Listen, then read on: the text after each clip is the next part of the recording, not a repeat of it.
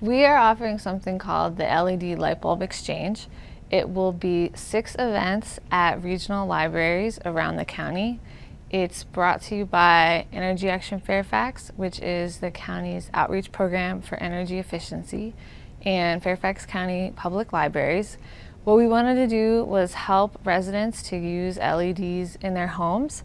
So we will be offering information and then also 1 free LED for anyone passing by, and then up to 4 more if you bring in an incandescent or a CFL. So that's a total of up to 5 free LEDs per household. We'll have a couple of tables right when you walk in. We'll have a display showing the different types of lighting technology available, and then plenty of brochures about light bulbs and saving energy.